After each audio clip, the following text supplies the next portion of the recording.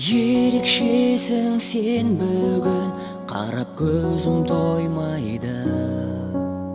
Сенің әсем жүз. Аяулы да ардақты айдай сұлу сіңілім Жұмалиева Айгерімді 30 жасқа толған туған күнімен шын жүректен құттықтаймыз.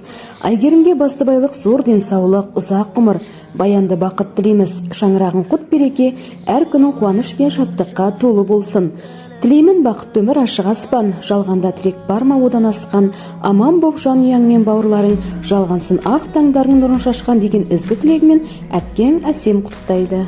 Ән арнадым туған күніңде, жаным туған күніңмен, әрқашанда күнім күнімде, мұңайма мына өмірде, қорған болам жаным өзіңе, сенше ергем сөзіме.